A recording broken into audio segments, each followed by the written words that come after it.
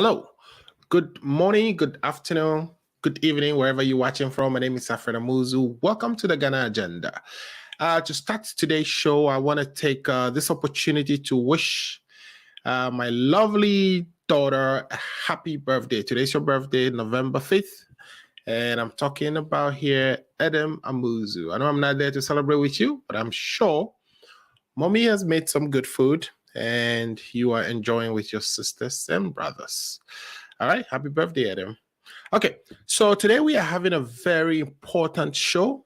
We are talking to the chairperson or the chairman of NDC Massachusetts in the person of Kojo Aggor.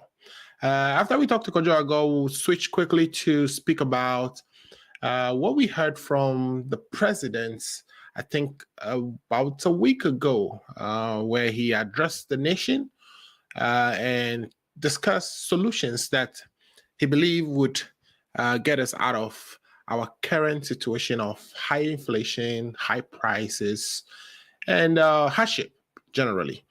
So what I'm going to do now is take a quick break, and then when we come back, I can see my guest in studio already.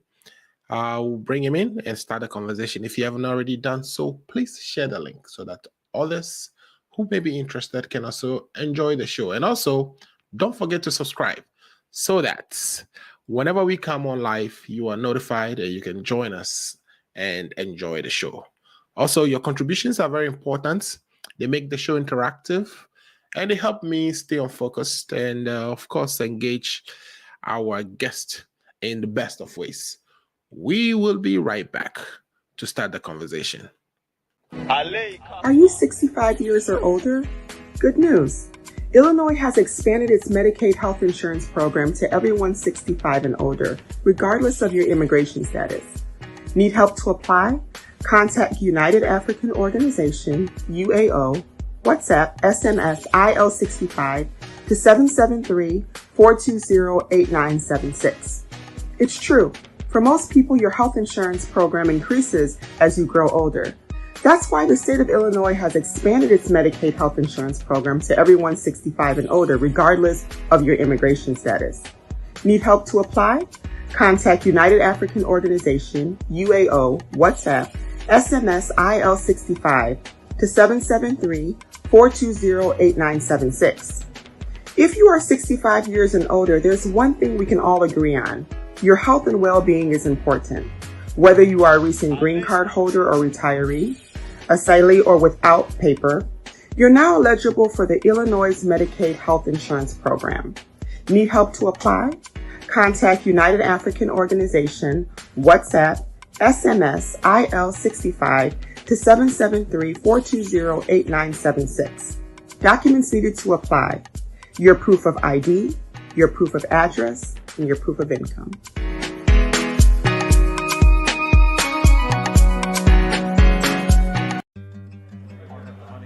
Just one more pic, JJ, please. Oh, Mama, really? Smile. It's not every day my eldest son graduates. I couldn't have done it without you. All without Auntie Jane's generous support. Here is to Auntie Jane's well-appreciated World Remit money transfers. World Remit Corporation is licensed as a money transmitter by the New York State Department of Financial Services, as a foreign transmittal agency by the Massachusetts Division of Banks, number FT 1179663, and licensed by the Georgia Department of Banking and Finance, NMLS 1179663, Massachusetts Foreign Transmittal License, FT 1179663. World Remit, a better way to send money. Download the app or visit worldremit.com. All right, welcome back to the show.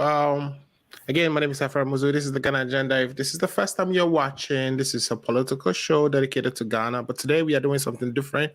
We are speaking to the chairperson of NDC Massachusetts branch. His name is Chairman Kojo Aggor. So he's in the studio. I'm going to introduce him now, bring him to the green room, or bring him out of the green room so we can start the conversation. Please share the link. I've already started sharing myself, but with your help, we can get a lot more people to watch the show. Without further ado, let me bring in Chairman Aggor for the discussion. Welcome to the show, Chairman Aggor. How are you today? You're looking good. Oh, thank you very much, Mr. Muzu. Thank you very much. Right. Is it snowing in Massachusetts today, or what is the weather looking like? Oh, it's nice and warm. That's why I don't have a jacket on. I see. Good to have you. This is the first time you are joining us. So I know you are currently the chairman of the Massachusetts branch of NDC. But, I want to give you the opportunity to introduce yourself. Tell us a little bit about your background. For instance, I would say I am born in Aflao. I went to St. Paul Secondary School, University of Cape Coast, studied accounting. And then I will also say one interesting thing about me is I am a huge Manchester United fan. So in that format, please tell us about yourself.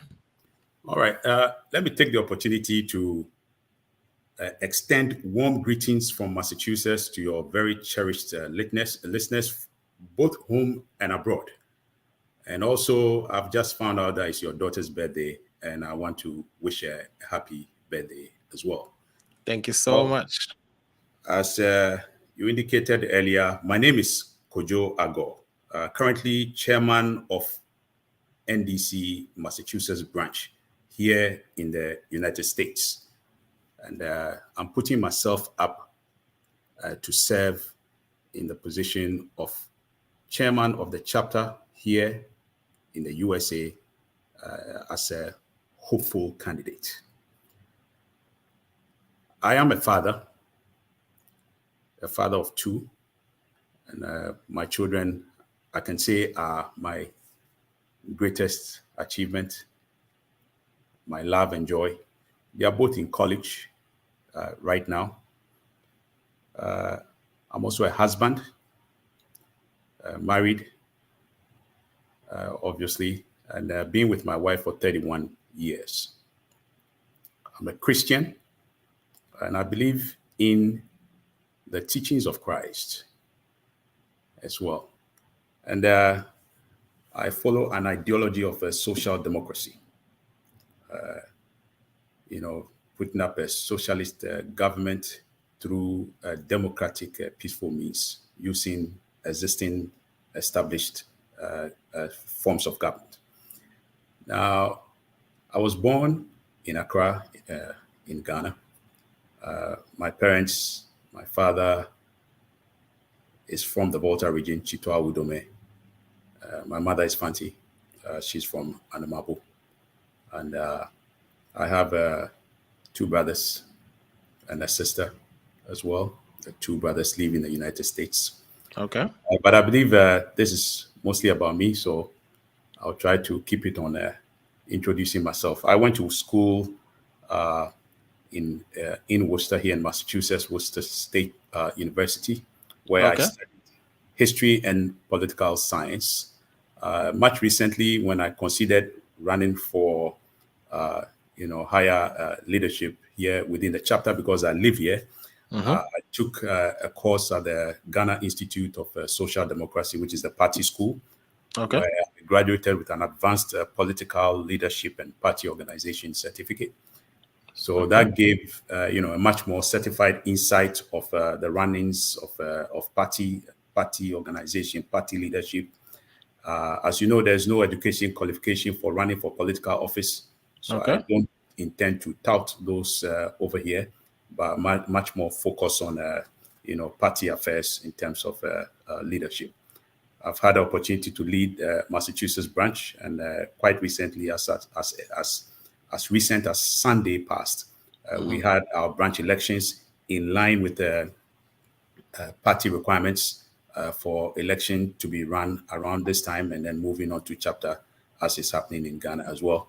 And so I was retained as chairman of my branch, and I believe that will do it for the introduction for now. All right, perfect. You didn't tell us. Well, I was also actually anxiously looking forward to some interesting fact about you. Okay. What is that? Are you a Chelsea fan? What do you do for fun? What is that interesting fact that if you are doing, we should not disturb you? Well, I think I left out an important part as well. I run my own business set up in 2011 with my Okay. wife. Okay. So, like I said, I've been with my wife for 31 years. And Okay. I have the great opportunity of meeting her every day because we work together, we run the business together here in Massachusetts. One thing my friends say about me is that I'm quite boring because there are a few things I don't know how to do. And one of them, or a few of them, are dancing. I'm not very good at dancing, so my feet are not very swift, probably like yours, Mr. Muzu.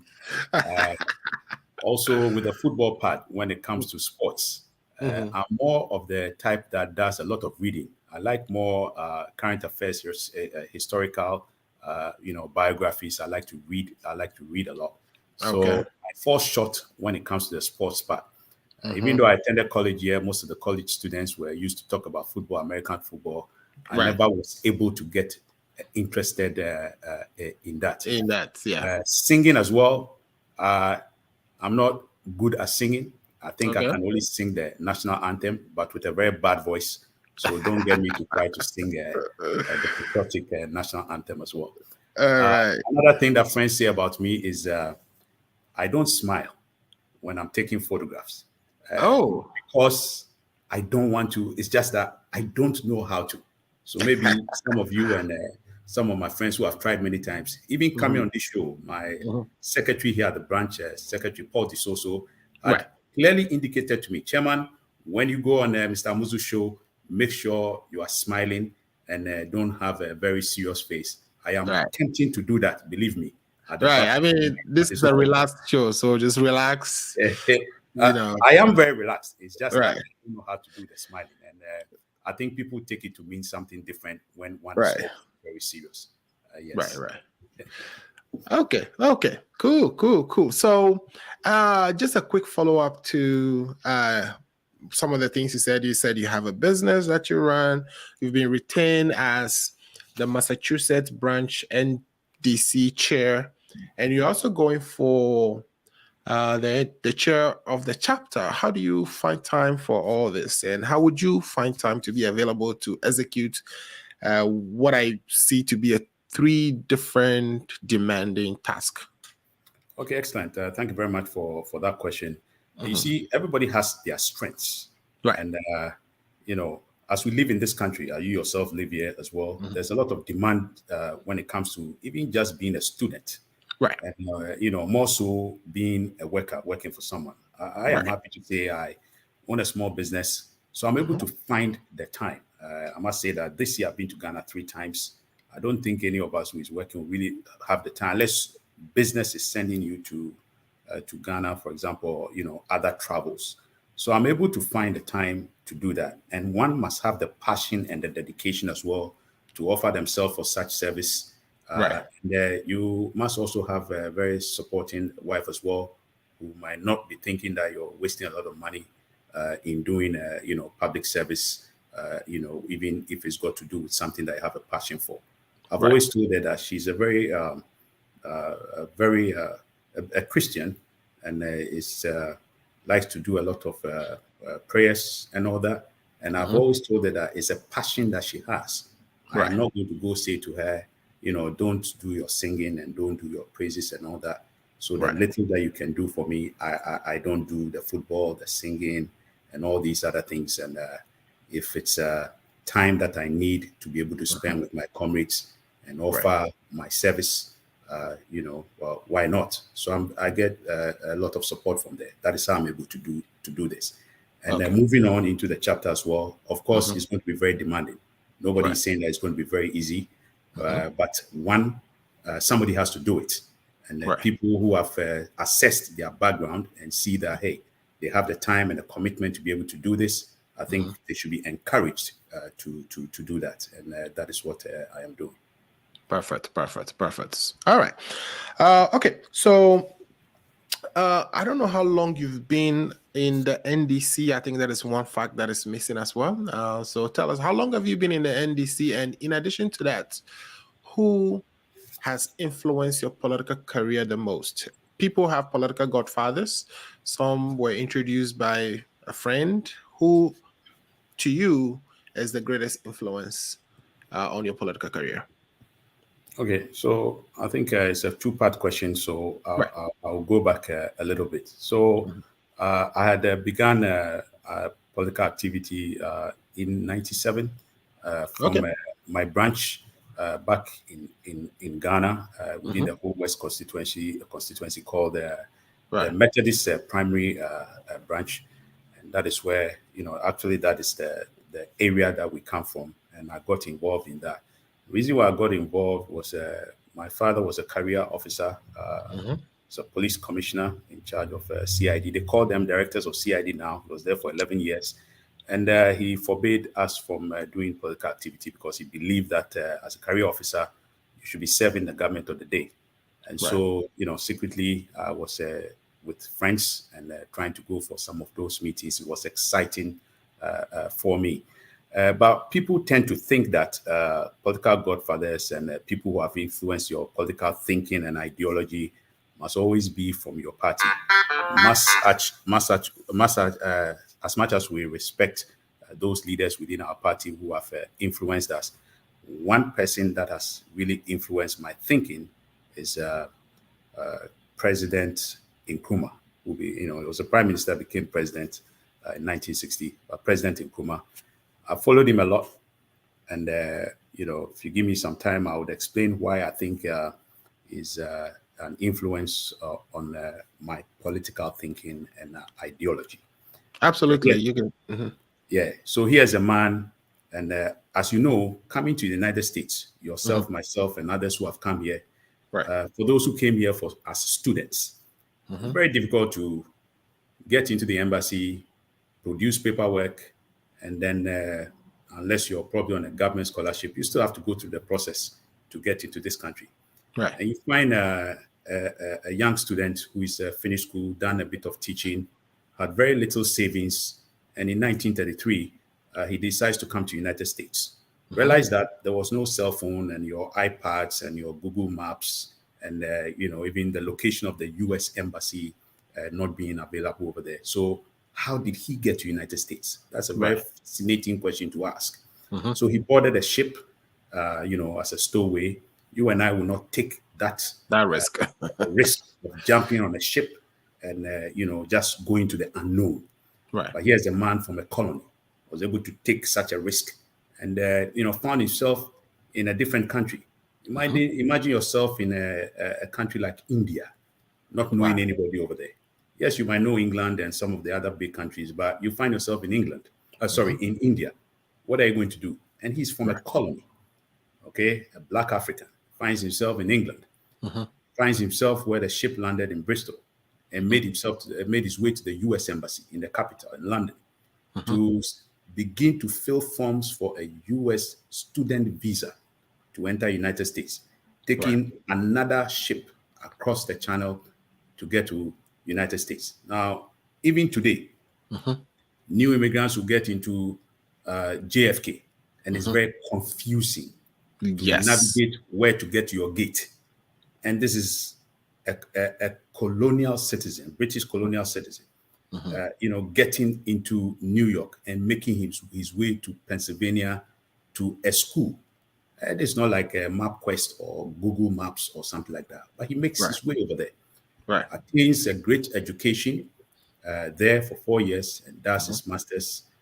And then at that time becomes the leader of the African Students Association. There's no political institution that is going to teach you how to become a president or, a leader of government. But he learned all those things when he was president of that African Student Association, where you have your secretary, you have your treasurer. These things are all applicable in government. And then, having this in mind, realize that this is the time of colonies. Most students who had entered the United States and in Great Britain, there were two. For those who went to Britain to be indoctrinated, and then for those who came to United States, like President Nkrumah, who wanted the American Republican form of ideology, because you look into the systems, and his system was, look, he did not want to be educated in Britain, to be indoctrinated. He wanted to see which countries at that time had been able to extricate themselves from British colonial rule. And America was one of those. In 1776, they had, started the Revolutionary Wars to attain independence from Great Britain. So they were the only ones who had done that. So as a student, you have a vision. And the vision is, I want to study, equip myself, in terms of intellectual education, go back to my country and fight for colonial freedom. So such a person is an influence. He had every opportunity to have a free education to UK, to go learn the British way of government and continue to be in the colonial system. But he said, no, let me find another country which will teach me Republican form of ideologies that I will go to use to be able to extricate myself from British. So he did that. And then finally realized that the War II was happening, 1939 to 45, World War II was happening. And he's studying around this time. Even now, we have difficulty in terms of studies, especially when there's a war, things are disrupted. But he was able to move through as a colonial citizen, and then was able to achieve what he wanted. He set his mind to be able to gain education and go back. And unlike some people who come to have education and continue to stay, he decided to go back to the colony. And he went to England in 1945, just when the war ended. And then he was called to be General Secretary of the UGCC. By 1947, he had arrived in Ghana and began to work with the elite, but realized that the elite were students of British system. So the elite had studied, got their PhDs, big merchant class, all from Britain. So they wanted to continue the colonial process sometime in the future. But as an American, we mow the lawns ourselves, we shovel the snows ourselves. Nobody does that for us. And that is what we have learned over here, you and I here in the United States. So he brought that new idea into the colony and thought that it was too slow for him in 1947. Those elite guys were too slow. So by 2 years, when he arrived in 1949, he formed his own political party. And that is why you asked me who's been my political influence. 2 years of arrival in Ghana. As a student who has finished school, he had his own political party.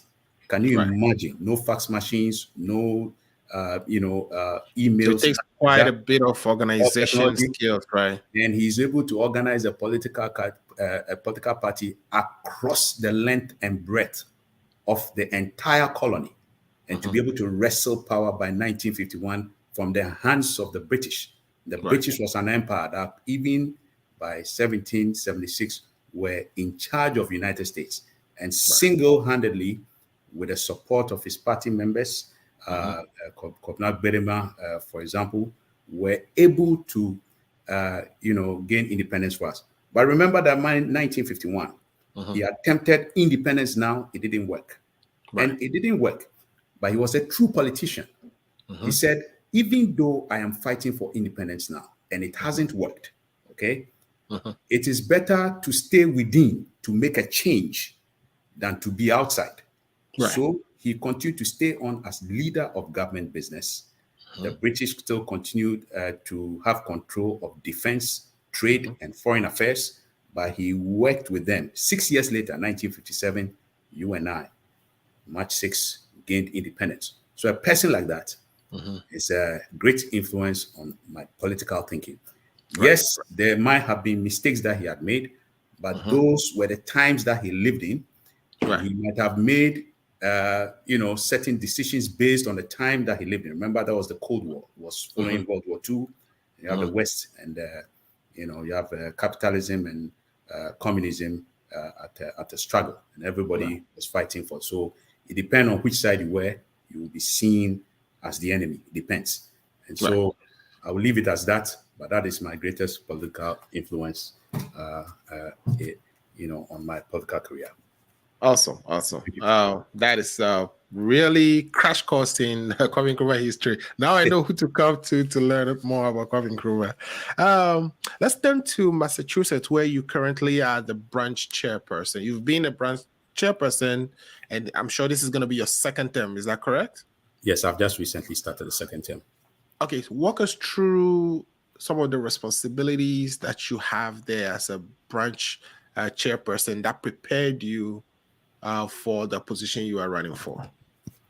Okay, so number one thing is you have to find a time, assess yourself, and talk to family members and friends, and seek their opinion, even though the decision rests on you. But you can't do anything by yourself when you don't have the support. And so one of the first responsibilities, is as a branch chairman, is to try to grow the branch or maintain the gains that you have. Right. Another responsibility will be to chair meetings and try to seek solutions for problems, at the branch, even if it's aside the, the regularly budgeted funds. And it involves financial. You need to try to step in to do that. But at the end of the day, the most important thing is to provide direction for the branch. Right. Provide direction for the branch, and that is the most important responsibility. So once you have respect for your branch members, and you are bringing them in to be part of decision making, decentralizing that, but providing direction, things go pretty smoothly. And that is what has been happening here in Massachusetts. That does not mean that there are no opposition or dissenting views, but these dissenting views are welcome. It is addressed, we speak about it, and we find a common goal moving forward. Right. Okay. So just to piggyback off that, what do you say is your biggest achievement politically? It could be things you did in Massachusetts or elsewhere. What is that one thing that you want to be known for as one of your biggest political achievements as of today? Okay. So as a branch chairman living in Massachusetts, I am part of NDC USA chapter. Correct. And so USA chapter represents us when it comes to matters with the national party in Accra, which is the NDC party. Right. So my focus will be, if its achievements, will be what has happened within the region that I live. Right. And I live here within the NDC USA structure. Back in 2017 into 2018, there was a split within the NDC USA. And the NDC USA main obviously was called the NDC USA. The breakaway was called the coalition. Then it was called the coalition. And so, as you know, united we stand. We are stronger if we are united. Right. National Party Office recognize that. And they've been saying this all the time. USA, you guys are always fighting here and there. That's the tag that we have. And they saw it necessary by 2017 that we're going to be moving into an election in 2020. And so it is obvious that when we come together, it will be a good thing. Now, I realize that these two sides, I will not go too much into detail, but these two sides had opposing views. Right. And so for any bilateral talks to proceed, one will have to have a common ground to be able to move forward. Right. And it became necessary at the time that there was an agreement. And let me not take this lightly, because a lot of my colleagues put in a lot of efforts in order to make this common ground very possible. Right. They needed, the agreement was that 4 members or 4 comrades from the breakaway, which was called the coalition, and 4 members from the main NDC USA, and then a commonly agreed one person as chairman. That person happened to be me. So then in 2017, the 2 opposing sides at least were able to reach one common agreement, which is to have one person to lead the peace talks towards unification. And this process began and ended in Atlanta, where the foundations of democratic unity was laid in Atlanta. Right. And the pillars of democracy were erected, and I was part of it. I had elected then not to run for any position, to maintain the integrity of the process, Right. then in 2018. So once that process was finished, we had new leadership, which we currently still have, Right. which Massachusetts branch, including myself, have supported, because it is important to support these structures, not the individual who may at any given time occupy such a position. It is imperative that we maintain the structures and try to align our work with national party affairs. That is the only way we can become relevant and be able to have a seat at the decision-making table when it comes to national party. So I am proud. If you ask me what has been a great achievement, I see that within the context of the NDC USA chapter politics and those who are stakeholders, that I was able to contribute my widow's mite towards unification. And as you know, in 2022, this is the first time that we are going to test that democratic principles, that, or the pillars of democracy that was erected on those unification foundation. This is the first time that we're going to test it. And I'm happy to offer myself as candidate servant of the people here in the United States. Awesome. All right. So let's take a quick break so you can get some water to drink. I know you've been on for the last 30 minutes. I want to relax the vocal cords. We'll be right back to continue with Chairman Aggor, who's been telling us some great things, his achievements, his background, and etc. He's going to come back for the rest of the conversation. I would like to ask him the difficulties we currently have in the branch and what solutions he may bring once he has the opportunity or once he's lucky enough to become the next chairman. We'll be right back. Are you 65 years or older? Good news. Illinois has expanded its Medicaid health insurance program to everyone 65 and older, regardless of your immigration status. Need help to apply? Contact United African Organization, UAO, WhatsApp, SMS, IL65 to 773-420-8976. It's true. For most people, your health insurance program increases as you grow older. That's why the state of Illinois has expanded its Medicaid health insurance program to everyone 65 and older, regardless of your immigration status. Need help to apply? Contact United African Organization, UAO, WhatsApp, SMS, IL65 to 773-420-8976. If you are 65 years and older, there's one thing we can all agree on. Your health and well-being is important. Whether you are a recent green card holder or retiree, asylee or without paper, you're now eligible for the Illinois Medicaid health insurance program. Need help to apply? Contact United African Organization, WhatsApp, SMS, IL65 to 773-420-8976. Documents needed to apply: your proof of ID, your proof of address, and your proof of income.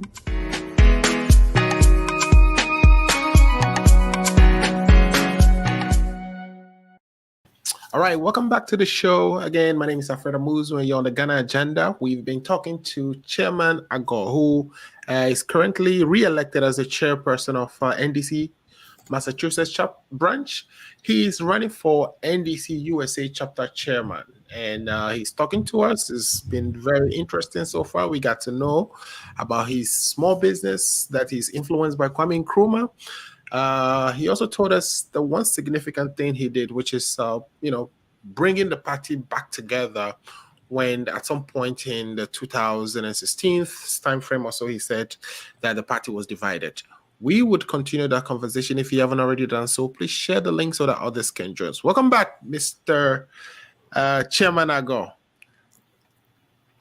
Chairman, so as we've been saying,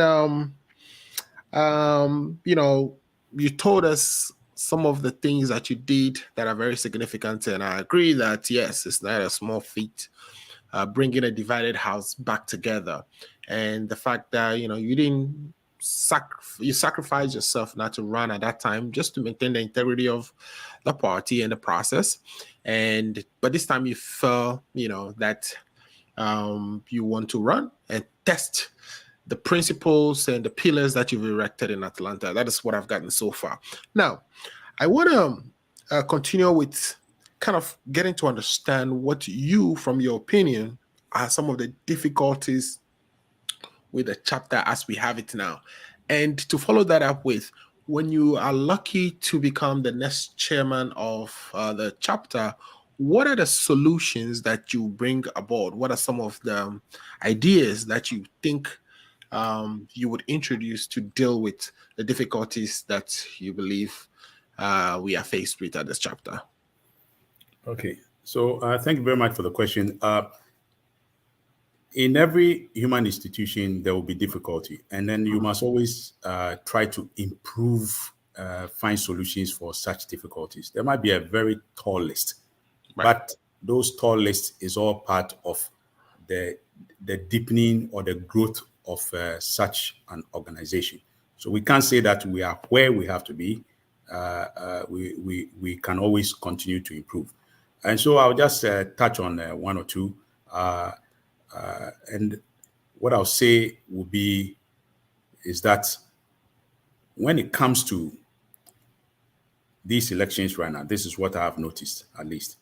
We are finding difficulty for getting a venue, even though we have recently gotten a date. Usually, it takes a while. There's always been this notion here when we are in the United States that when you purchase your flight ticket ahead of time, it is a likelihood that you will get some good deals. Correct. So it puts an extended burden on our comrades when maybe 2 weeks to an election, a venue is procured, and then we now have to make preparation. Some companies will require a number of days or weeks in order for you to take a vacation.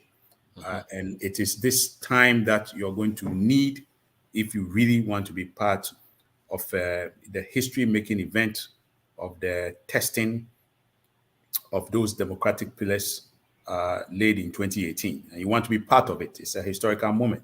It's the first time that we are doing that as a following unification. And so you want to be there.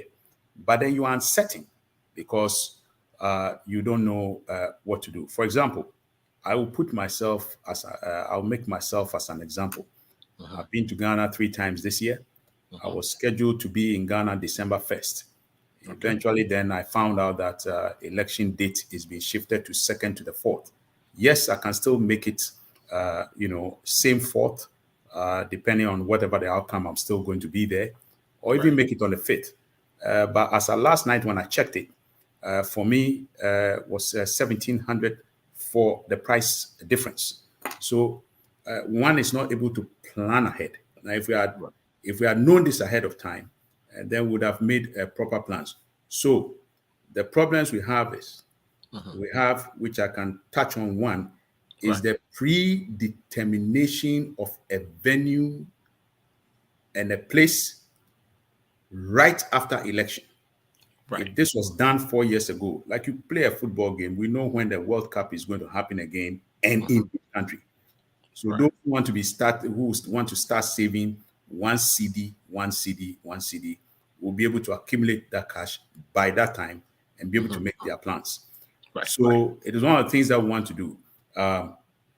We predetermine when such conferences are going to happen. It's going to remove the acrimony. It's going to remove the fights. Because at the time we have just had an election, we predetermine where we're going to hold the next election. And probably there's not even any candidate coming from there because nobody is going to declare, because nominations have been open on that very day or the day after, within the week that elections have happened. So that is something which is kind of a challenge that working together, we can all be able to surmount. It is not up to the person who has put himself up for leadership we can come up with such a solution. It is a collective discussion. We have to look at decentralizing everything from the chapter and involving the branches as well. Because as you know, as branch elections are going on, you have new branch leadership, those who knew and know the history from 4 years ago, and the new people who are coming in. They're coming in with a new vibrancy, new ideas, and all these have to be embraced to be able to build a chapter. So the question is, the challenge, keeping it very short because of time, challenges, predetermination of venue is one of them.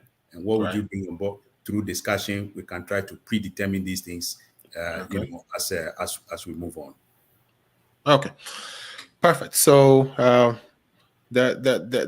can hear your pain in the fact that you have to pay $1,700 extra just to acquire a ticket to go to Ghana, just because the venue hasn't been determined, and there wasn't a specific date pre-announced for all the people who are running. I can see why that definitely is challenging. Yeah, so I want to clear that. It's not the amount which is being paid. It is the change, the price difference. The ticket is already purchased. The departure was to arrive on December 1st. Because of we don't have a predetermined date, definitely if you want to be part of the process, you will need to cough that up to be able to move. So that is where we are. Among other things. Right, great. Now, talking about the challenges of the party, let's talk about the challenges for yourself. Let's talk about what the biggest regrets that you have with regards to politics is. What is your biggest regret in the number of years you've spent in politics so far? Okay, well, you see, when you have a passion for doing something, it's very difficult to find regrets, even though it is very normal and human-like to have some regrets. Now, one would say, if I had not made the decision not to run, one could argue from the point that there would have been more competition, because I was part of the NDC USA structure. My regrets really would be that even though I had a good standing within the NDC USA structure, because my colleagues had agreed from both sides to let me head what then was called the 9-member committee, I lost a lot of friends from the USA group, because the argument at the time from the USA, the main structure USA group was, if you haven't followed the process and you have broken away, why should we give you the chance to come and be dictating to us? And we have our guy over there who is leading the process. Why can things not go our way? But if I had done anything different, I would not be sitting here in front of you trying to tell you that I'll be running for chapter chair. There were clear directives that came from Accra. And implementing those clear directives to the letter made me a lot of enemies within my own USA structure. And up until now, even though I have made overtures through intermediaries to reach some of them, it has still continued to be very difficult. But I believe that when all things being equal, I am elected as the chairman of the NDC USA chapter.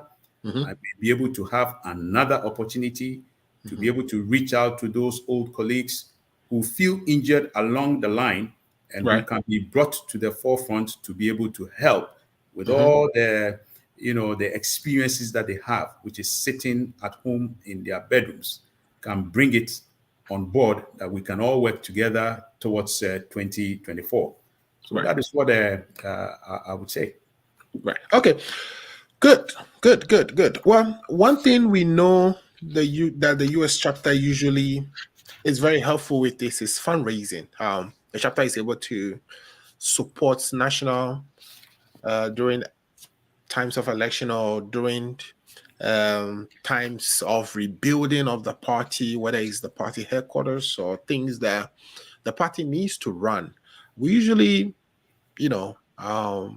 put together resources from here and send to Ghana to help for those purposes.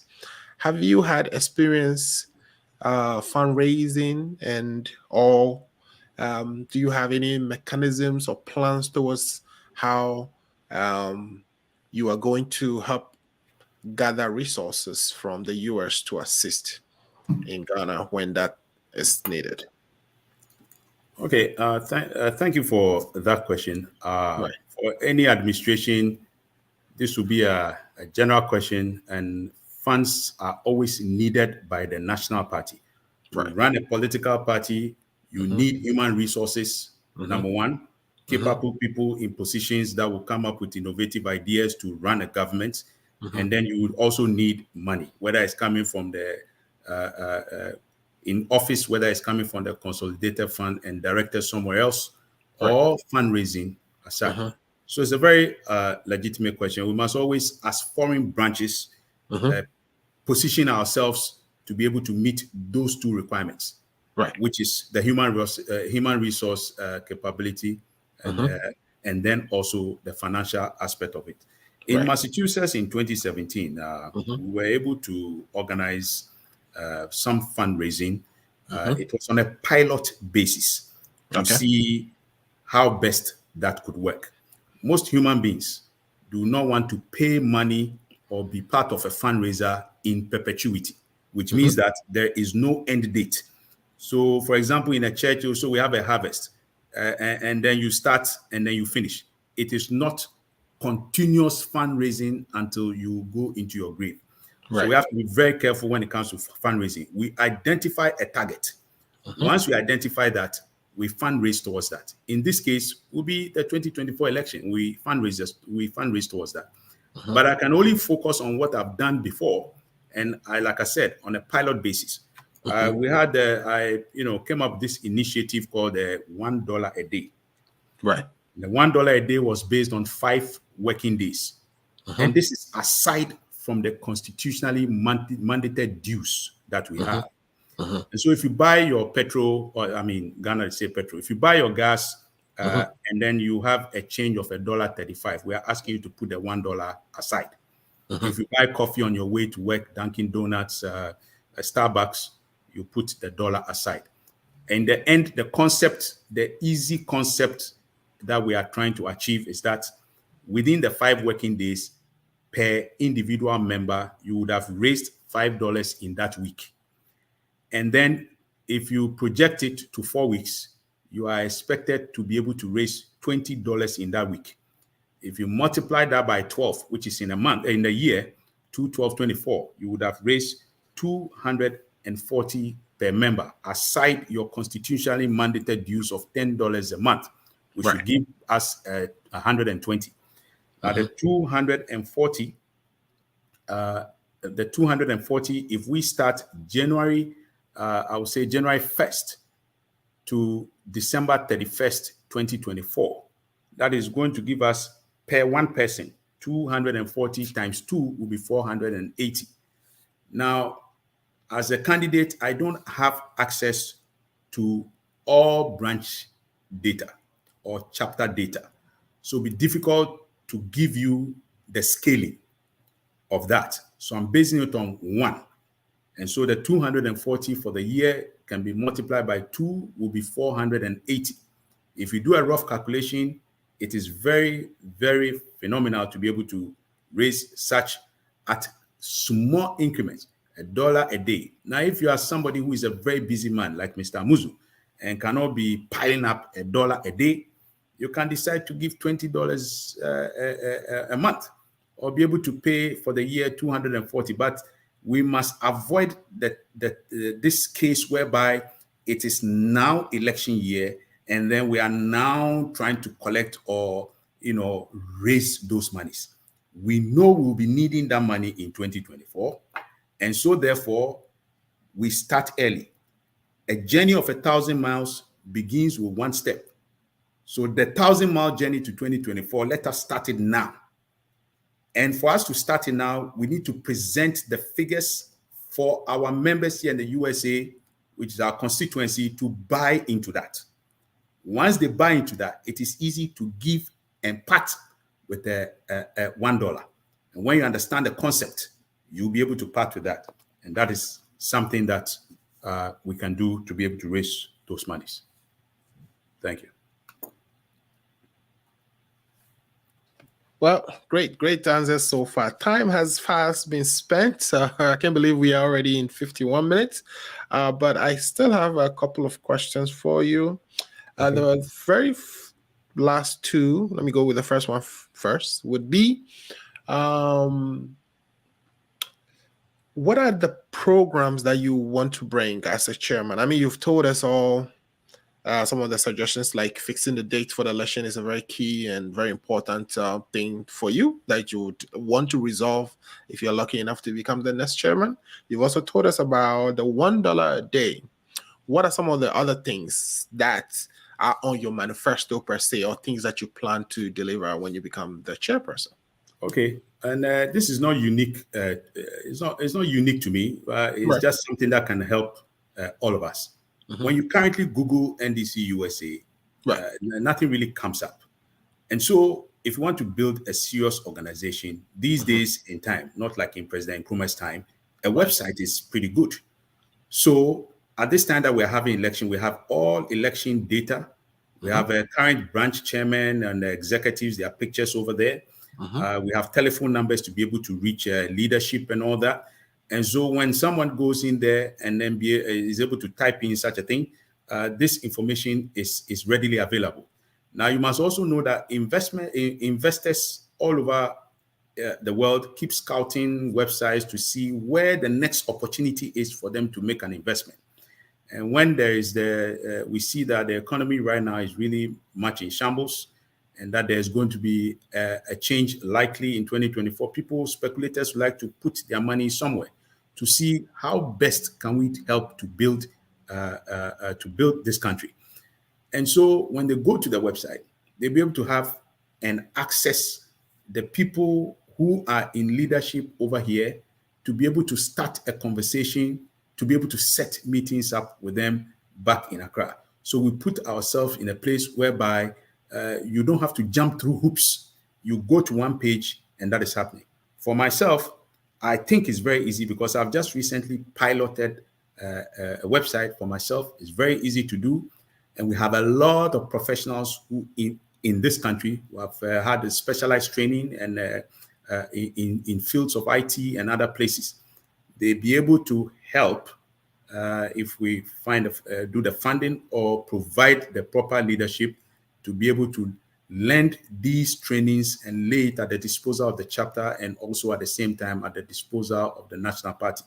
So together, not just by me, but providing the leadership and then for our comrades to be able to buy into it, I think we'll be able to do that. And it's a simple thing. It's not like I'm the first person to suggest it or something, but we should provide the leadership in order to be able to do that. And it's going to be helpful for all of us, to be able to do that. You go in there, you know how many branches you have, who are the chairman, you'll be able to make a call immediately, emails, policies. Others will also help to write alternative policies for our party. All those things will be there, the data will be there, and then we'll be able to work together. But I am not asking that I do this on my own. I am reaching out to all our lovely comrades who have ideas but are sitting on those ideas to come forth, bring those ideas, join our team, let's put it together. Let's hear from the NDC USA people that we are trying to lead ourselves. They bring the ideas. It shouldn't be just from the candidates. It should be from them as well. What do you want to see in an NDC USA chapter? It is a conversation that can be had. And then we should decentralize the top and get the branches involved as well in decision making. Everybody feels happy and everybody feels a sense of belonging. Thank you. Thank you so much. All right, so I know you're running against a few people. Who are your opponents, and what do you say differentiate you from your opponents? Why should people vote for you rather than your opponents? You see, for this one here, I want to leave that to the discerning voters and focus on speaking about myself. I mean, so far I only know of one person who has declared. I don't know if whether 10 more people are going to declare. We haven't even gone into vetting yet. So I may be speaking to you over here today, and tomorrow. I may even be taken out through vetting. But the point is that I'm on record to have said and spoken my mind on certain issues, and I will be available to be able to help to promote NDC USA chapter when it comes to national political affairs in Ghana. And so I will leave it at that. Okay. Anyway, okay, great. We've taken so much of your time today, but before you leave, are there other things that you would like to share with my viewers and listeners that you haven't already said before you leave? Well, I want to say that this is not a time to say, try me, test me, try me. As you know, the current government in Ghana said, try me. Yeah, I've already been there. I've been a branch chairman, so I've gathered experience from the branch. Right. I've been recently re-elected. I've gone through the criteria which was laid down by the chapter, and I went through. And so we have set that precedence of following procedures, and we have done that. I was also selected by my colleagues, both from opposing camps, and they were able to work with me. So I've done that. I'm also receptive of dissenting views. And not to say there are no dissenting views in Massachusetts. There are a lot of tough people here in Massachusetts. And so with this caption, very simply, it's not time to test me. I've gathered the experience and I'm here. And so this is what I live with. The only thing, like I said, is I'm going to try to sharpen my dancing skills, and then I'll sharpen my singing skills and my smiling skills as well. Right. We definitely want you to participate in the big dance that we would be having after 2024 when the results are announced, right? Yes. Thank you so much. Thank you so much for joining the show today. We really appreciate you for spending this time to share your background and your vision for the party in the USA. Thank you so much. All right. Thank you very much, Mr. Muzu. And again, thank you to your cherished listeners as well, taking their time off their busy schedules here to be online and to listen to me. Thank you very much. Yes. You have been watched by a lot of people, and I'm sure they appreciate everything you had to share with them today. So thanks. We will bring you back if you have the time and you want to spend some time to talk to us. Thank you. Thank you very much. Okay. All right. We'll take a quick break, and when we come back, we will start the second part of this today's show, which is to analyze what we heard from the presidents last Sunday. We'll be right back. Are you 65 years or older? Good news. Illinois has expanded its Medicaid health insurance program to everyone 65 and older, regardless of your immigration status. Need help to apply? Contact United African Organization, UAO, WhatsApp, SMS, IL65 to 773-420-8976. It's true. For most people, your health insurance program increases as you grow older. That's why the state of Illinois has expanded its Medicaid health insurance program to everyone 65 and older, regardless of your immigration status. Need help to apply? Contact United African Organization, UAO, WhatsApp, SMS, IL65 to 773-420-8976. If you are 65 years and older, there's one thing we can all agree on. Your health and well-being is important. Whether you are a recent green card holder or retiree, asylee or without paper, you're now eligible for the Illinois Medicaid Health Insurance Program. Need help to apply? Contact United African Organization, WhatsApp, SMS, IL65 to 773-420-8976. Documents needed to apply: your proof of ID, your proof of address, and your proof of income.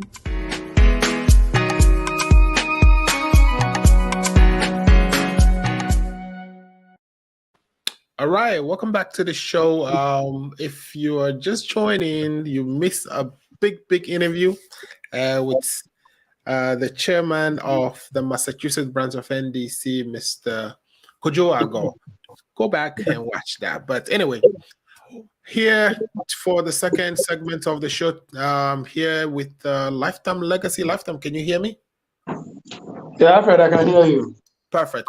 So let me bring in Lifetime Legacy so we can start the second segment of our show today, which is we heard from the president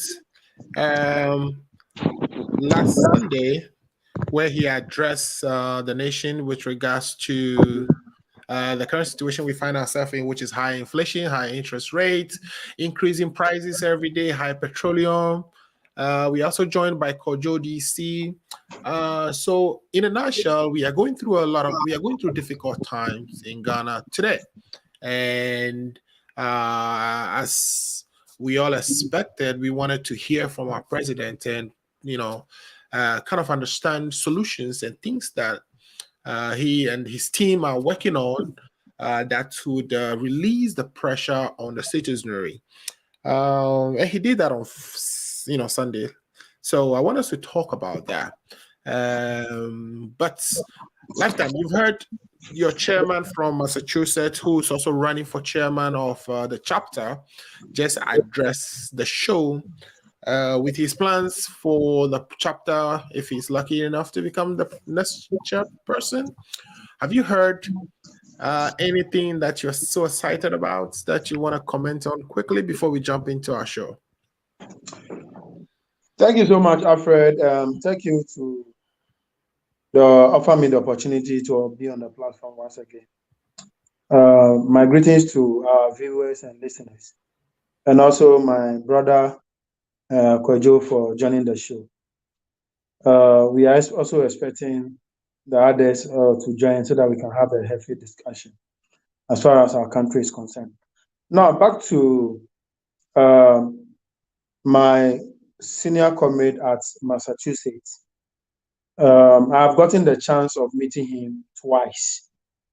The first one was the program organized in Ohio, and the second one was chapter secretary's father's funeral in Chicago.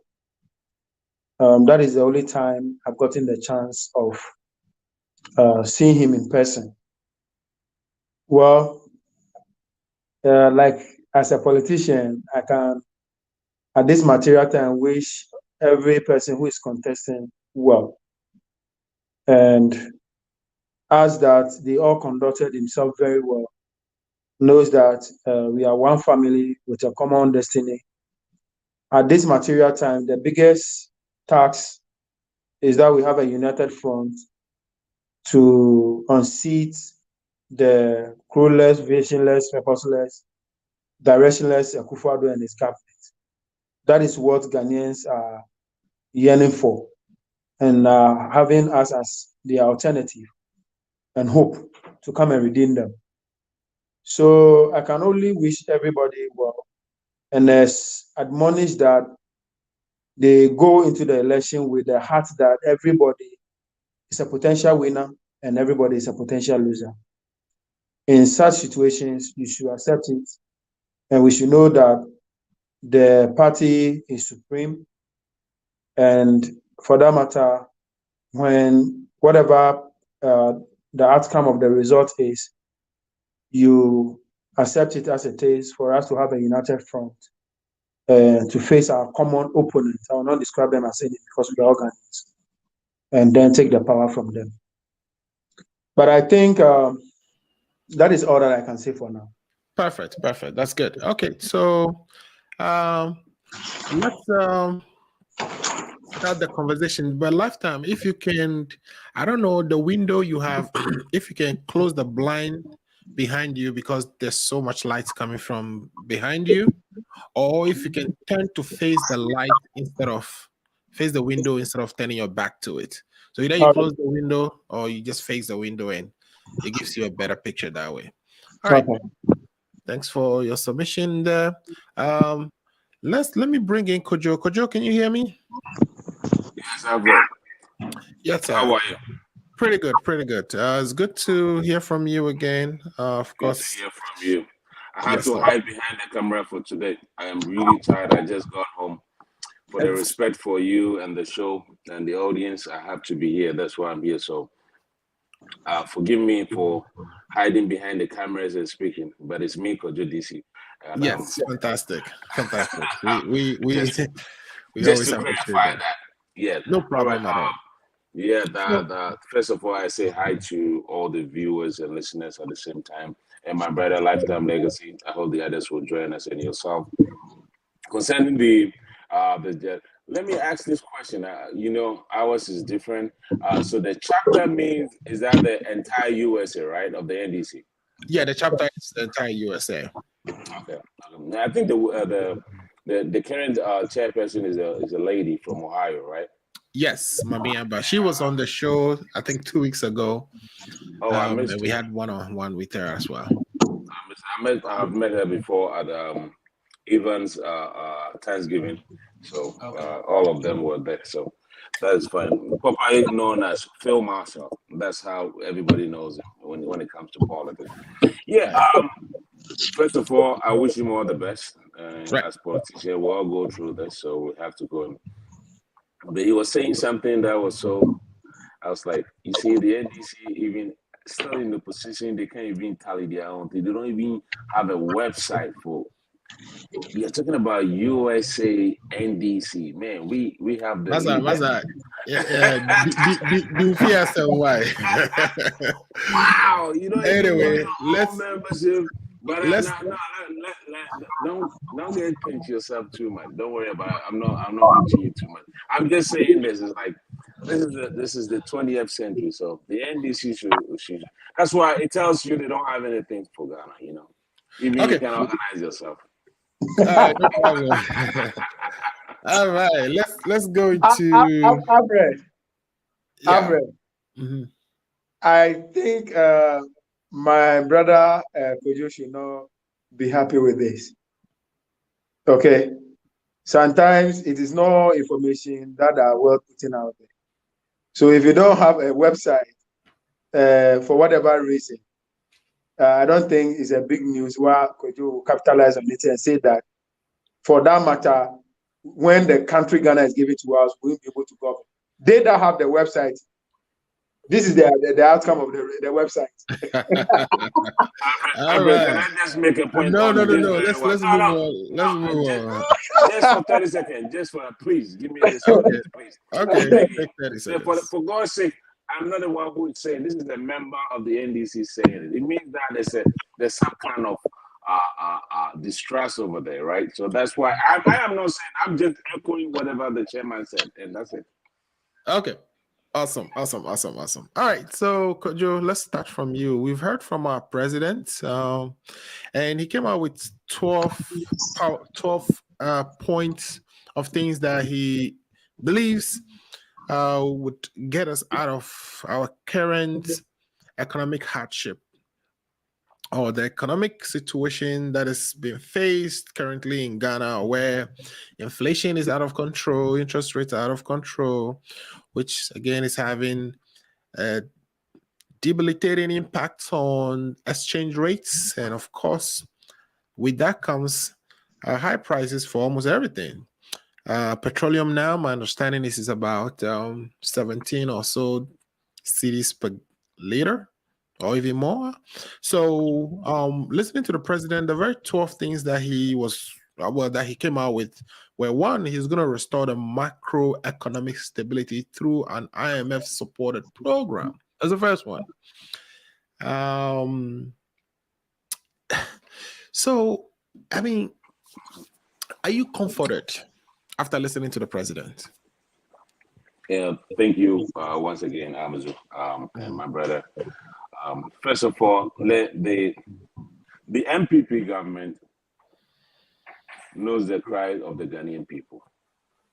We empathize with them. We know there's hardship.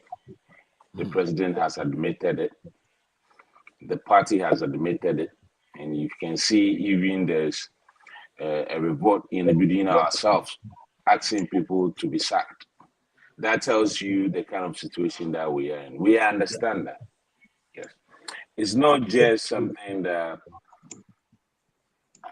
even though I would take some part of the blame, it might not be policy, but it might be some part of management, some decisions that were taken would have cost us in a certain way, in the name of good for the Ghanaian people.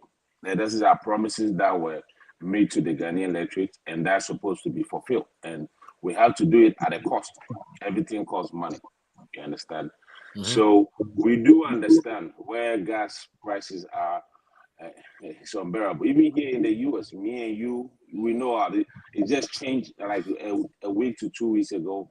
The prices just jumps up back again. We were thinking I believe your voice is a little lower today.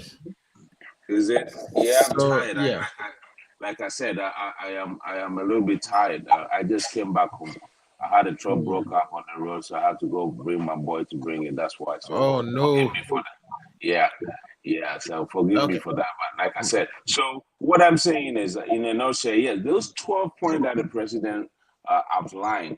Are they something that is going to immediately change anything going on? No, I don't think so. You understand? And I always be frank with you. We all know the structure of our economy, right? We know what we have to do. We've been complaining, both NDC and PPA will be doing the same thing. When we go into this situation, then we bring out all sorts of things that we are supposed to be doing before even this will happen, right? So we'll play with Ghanaians. Now the president has spoken. Is it going to change anything? Not I'm aware of. It has been some way, because at the end of the day, it's gasoline or gas or petrol that is causing all the increment in everything that is going on. The government says it's finding another way out. As I sit here, I don't know. The information minister has come out. Government is on his way doing that. Let's see it, and then we can speak to that. For now, the Ghanaian people should bear with us. It's very difficult. If you look at here in America, Biden gave us all the monies. They gave us everything. They gave us all the. Still, people are voting against them. You understand? Even them, they are doing it. So, and this very particular time, in terms of any party in power, is very difficult because of the global issues that is affecting everything, basically everything. And I'm not saying this in any light way. You people understand it. You live in a house, you give money, and your wife come home, and you know that thing is not anything now. So we'll plead with the Ghanaians that they should bear with them. We are working very hard to make sure we can bring things down. There are so many things that is not our control that we cannot determine. We wish we could do best for Ghanaian people to have some trust in us again. Thank you. All right.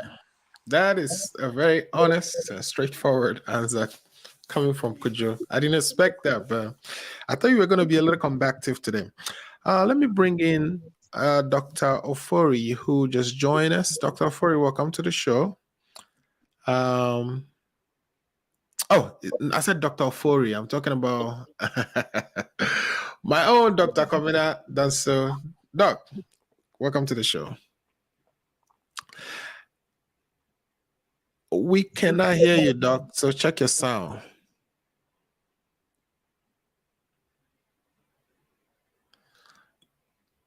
No, we still can't hear you.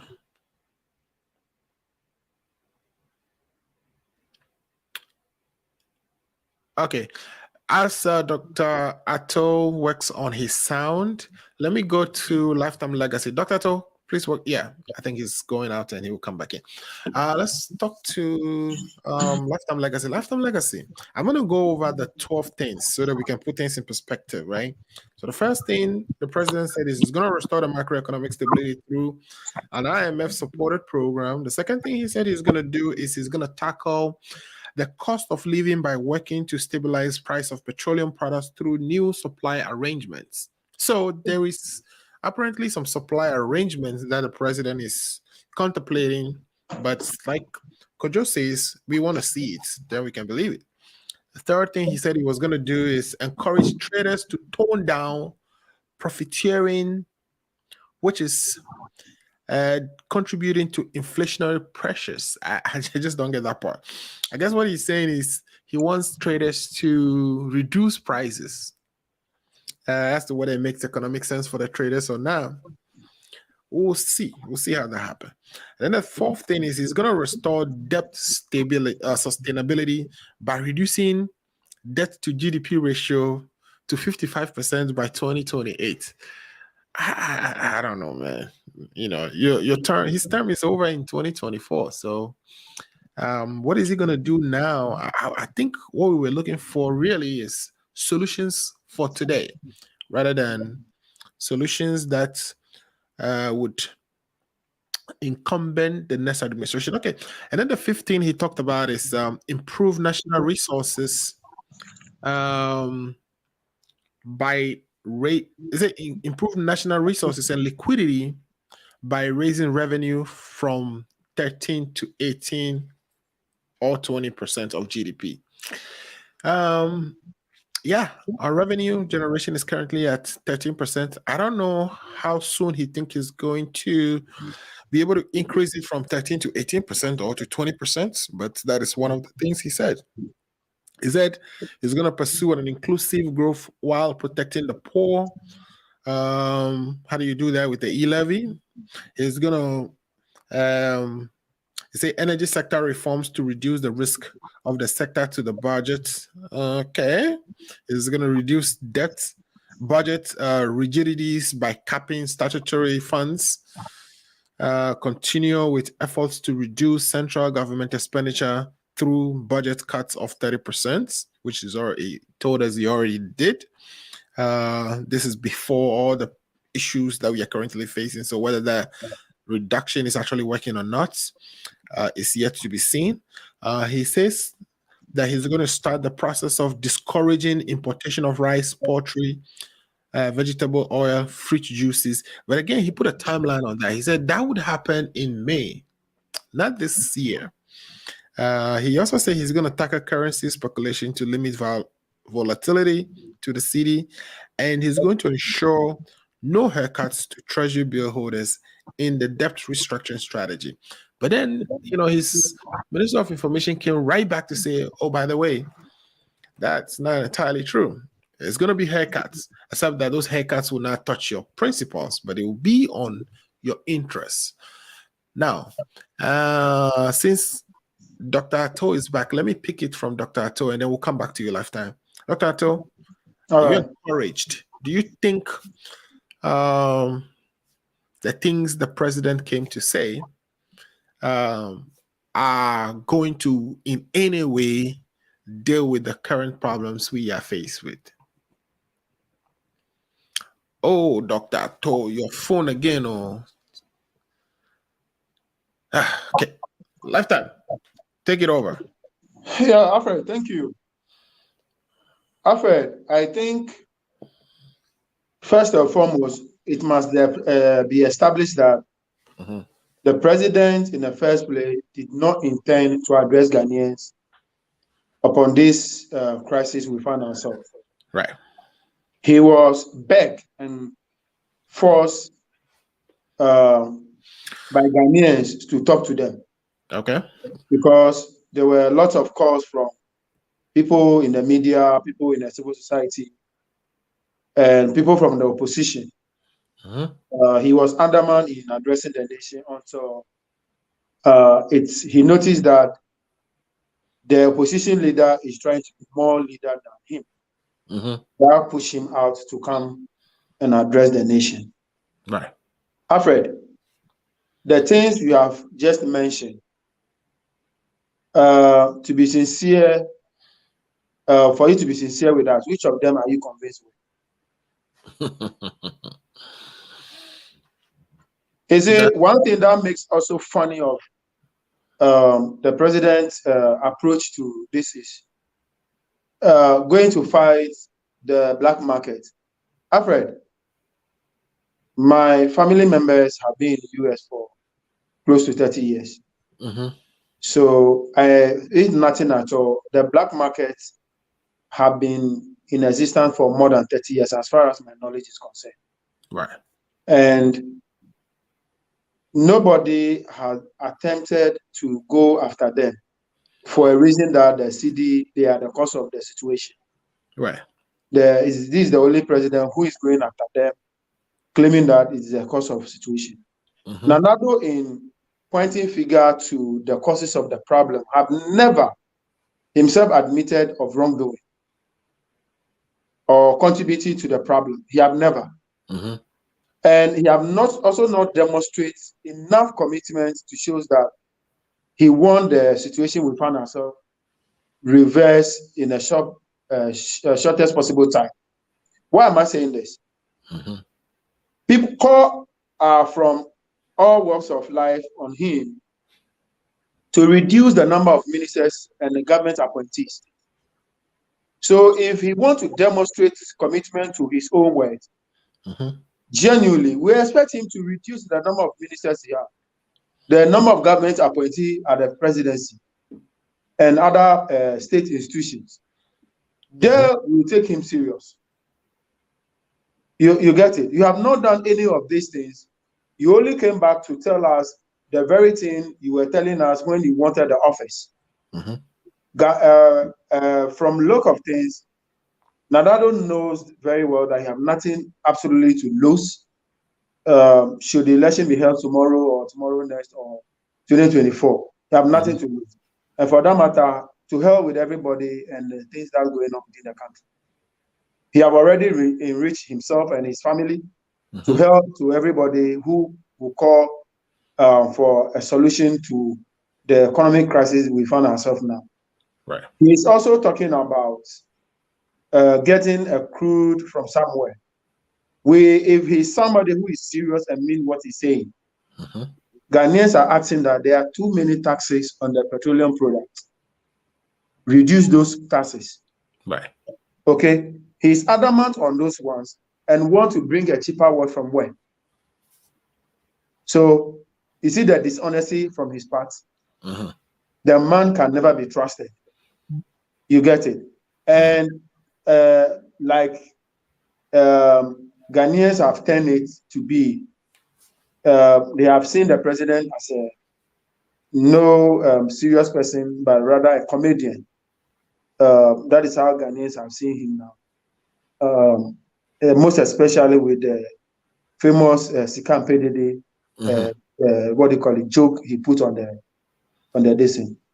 I think governance is serious business, and Nana Addo and his men must get serious. All right. Kojo, let me ask. The president say money don't like noise. All right. What is the meaning of that, especially for times like this? What was he trying to communicate? Thank you very much, Amazon. Before I even go on with that, let me just put certain things in perspective before.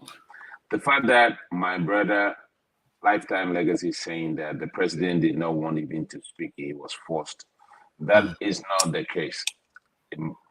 So I just want to put that out there. And then the most important thing why the president came out to speak is to tell the Ghanaian people, this is not something that, yes, we are in government, but this is so many things that are beyond us. And Sikam PDD means one thing. People are speculating. I was asking myself, even here when things were booming, you could see friends of mine every week or 2 weeks or at least a month, they do container. Now nothing is going. So I was asking myself, so speculation about we are going to have a shortage of goods in December, right? And the dollar is still shooting up. And mostly the dollar, if you look at the pattern of the dollar, right? Mostly in August when people are going for shopping to bring it out for Christmas, the dollar shoots up and then it comes down. But in this case, we are in where? September, October, and the dollar is just shooting up. What was the need for, right? But that is what we have at the moment. So it is what it is. But we all know that when people speculate, because the dollar, every cedi on a dollar in Ghana is very dumb. I used to have those business, so I know how it works. So when people are speculating, I understand it because it makes a lot of sense to have your dollar in your pocket all day in Ghana. It doesn't matter whose government is in power. You're still going to be good. Right. Because there's no way the Ghana city is going to be able to compete with the US dollar, which is a tender of purchase for everywhere in the world. Unless recently with the Ukraine war, Russia is taking rupees for their payment. So yes, but I just want to tell my brother, listen, we are in difficult times. Everybody admits it. Nobody's going to spin this. And you can't spin it anyway because the people can feel it in their pockets and their homes. The truth of the matter is we're in a difficulty. How can we all come together and solve this? Because, for instance, he's talking about the president has nothing to lose. Let's assume it is true. If the government has to change hands tomorrow morning and Nana Akufo say, President Mahama, former President Mahama, please come for it, would anything change? Yeah, people will be eased out for a minute because it's just change of people in position.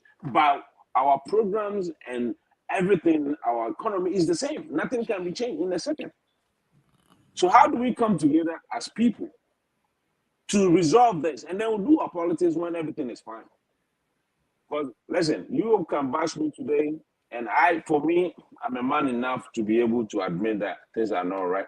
But when the table turns, and I'm doing the same to you, I'm not hurting you, I'm hurting Ghana. And we've been doing this for 30-something years. It must stop. Okay. All right, cool. Let's see if Dr. Addo's mic works now. Doctor, can you check your mic for us? He may be frozen. Dr. Addo? I think he's frozen. I know what I thought today. Yeah, something is going on. Okay. All right, guys. Why don't we take a quick break and then see if Dr. Addo will fix his stuff and then. Fred. Yeah. You see, my brother Kojo is now calling that people should support the government for us to resolve the situation. Right. I want to remind my brother Kojo, when there was one party in power just about 6 years back, faced this situation, and they extended a hand of invitation to the then opposition, what was their response? That is question number one. Two, Sika Pedede in Nana Akuffo's administration, but Sika Pedede, when Mahama was in government, was he not the same person who was telling her, yet Sika so, let me answer this. So at that time, there is Sika Pedede. You see, governance is about, like I said, it's a serious business. The message is good as the messenger. You get it? So Nana Akufo in opposition cannot be telling us one thing, and when he had the rain and it's raining now, confronted with the worst economic situation in the history of the country, where serious solutions and serious thinking is needed, he come and tell us when he was planning the public luxurious jets chartering $18,000 per hour, the Ghanaians were telling him that, hey, the place what we are doing with our money will not help us. Now you want us to help you to solve the solution. Okay. If he thinks that he cannot govern the nation, he should put it aside and leave. All right, and he know in the history, because where we have found ourselves now, the history have recorded it already, that he has been the most worst president Ghana have ever had since independence. He has been the most useless president who have gotten a lot of resources than all presidents combined from independence, but have provided a worse economic situation. History will also come to attest that he is the only person who have strived so hard more than 40 years to become a president, and he got it and failed. History will record this. All right. His great-grandchildren will come and read this. Okay. All right, let's take a quick break, and when we come back, I don't want us to do another. We'll come back and continue. Let's take a quick break. Are you 65 years or older? Good news. Illinois has expanded its Medicaid health insurance program to everyone 65 and older, regardless of your immigration status. Need help to apply? Contact United African Organization, UAO, WhatsApp, SMS, IL65 to 773-420-8976. It's true. For most people, your health insurance program increases as you grow older. That's why the state of Illinois has expanded its Medicaid health insurance program to everyone 65 and older, regardless of your immigration status. Need help to apply? Contact United African Organization, UAO, WhatsApp, SMS IL65 to 773-420-8976. If you are 65 years and older, there's one thing we can all agree on. Your health and well-being is important. Whether you are a recent green card holder or retiree, asylee or without paper, you're now eligible for the Illinois Medicaid Health Insurance Program. Need help to apply? Contact United African Organization, WhatsApp, SMS IL65 to 773-420-8976. Documents needed to apply: your proof of ID, your proof of address, and your proof of income.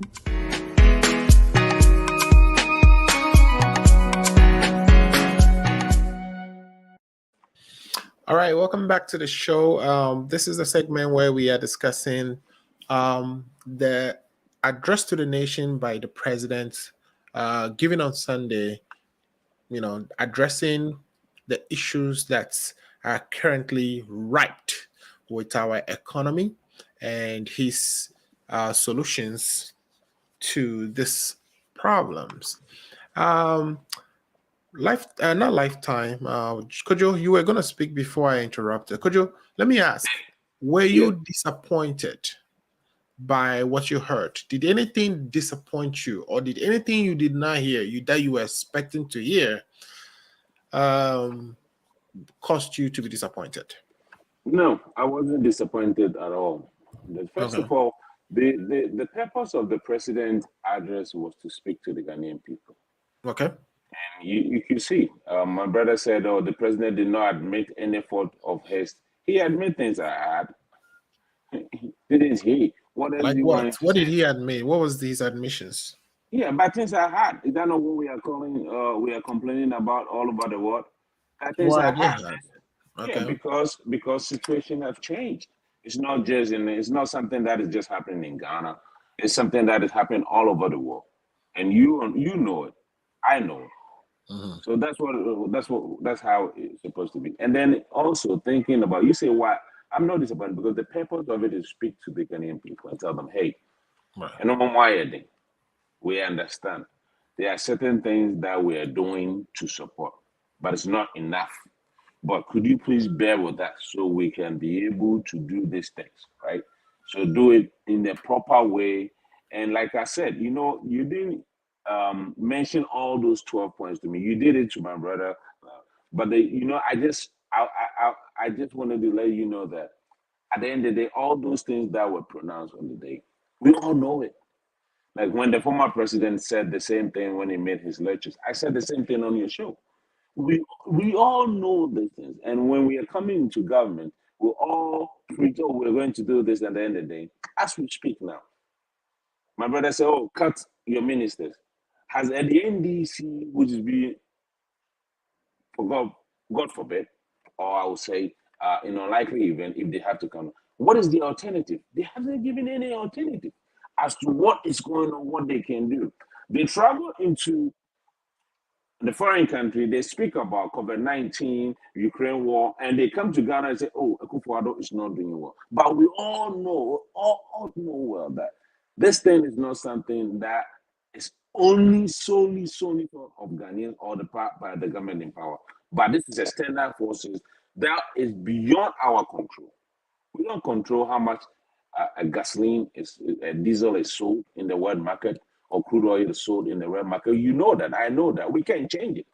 In 2015, we deregulated, right? Everything is done by no government support, nothing. We are not doing anything. So at the end of the day, what can we do as people? My brother, yes, I wasn't in the NPP, when the former president John Mahama called for dialogue.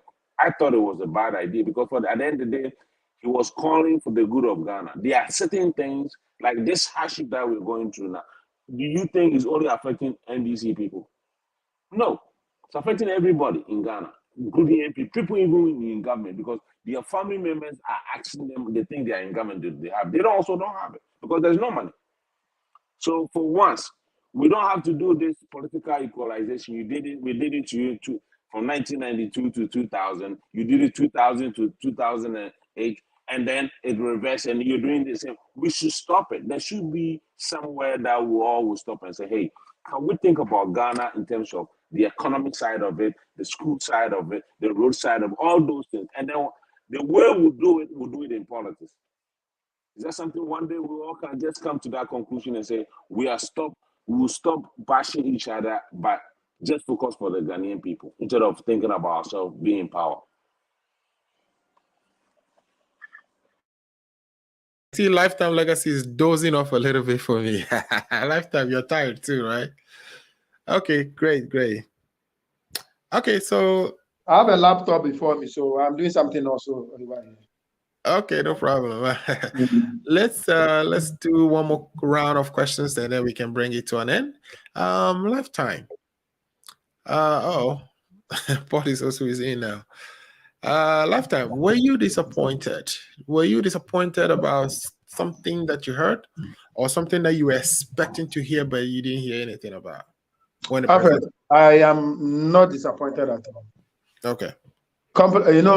Since Nana Akufo and his family have assumed office, but anytime they come to address the very thing they will talk, you can predict that nothing good will come out of it. Okay, so for me, all that he came to mention, it's like an usual thing that he used to do, and he's just coming to throw it out there to get some of the media people to be running after it. And so for me, I wasn't surprised, and I knew very well it won't contain anything serious. Like it came to pass, nothing serious was in it. So I wasn't surprised of anything. Do I have expectation? No. Because the current situation is going to get worse. Because the very things that he's supposed to do, if prior to his address, he cut the number of ministers, reduced the government of appointees, reduced the workers in the Fasa house, before coming to tell us something, then we will take him serious. He haven't done any of those, and he only came to waste our time, and for me, I call it a waste of time. Okay. Paul, welcome to the show.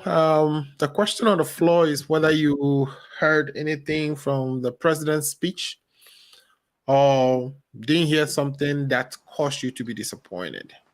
Thank you very much, Mr. Muzu. And once again, I'm grateful to be here this afternoon.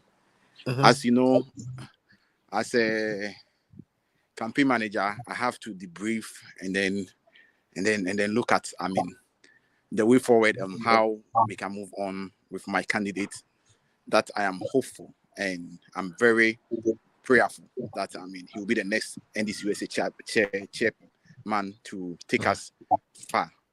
As may that it may be, I think my personal self, I'm standing for election as the secretary for the chapter, and I am available anytime you want to drill me, bring me on. I'm available to answer your questions.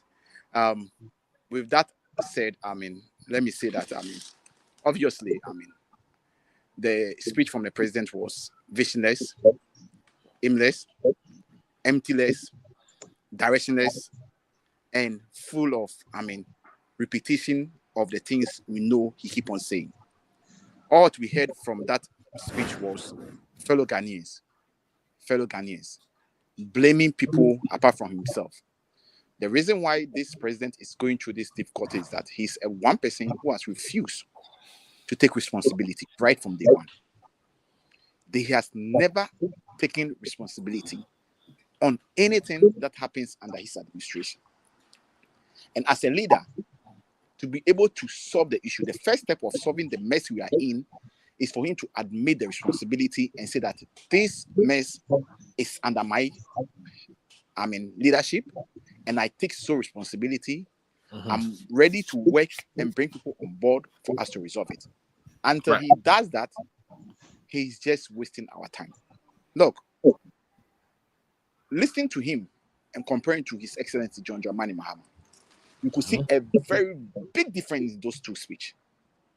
Whilst His Excellency John Dramani Mahama is giving pragmatic steps and procedures and processes that we can put in place to alleviate the suffering of our good people of Ghana, he came there full of blame game, full of not taking responsibility, full of, telling us things that we already know. The question we speak or we ask today, as we speak, is what stops him from cutting down on his number of ministers? As of now, you have 86. What stops him from dropping them to maybe 60 or 65? What stops him from doing that? What stops him from merging some of the ministries together to cut down operational costs? What stops him from doing that? What stops him from cutting down the number of presidential staffers in the presidency? What stops him from doing that? What stops him from stopping to put the seat he sits on in a V8 forward with the taxpayers' money? What stops him from doing that? What stops him from still renting private jet? What stops him from doing that?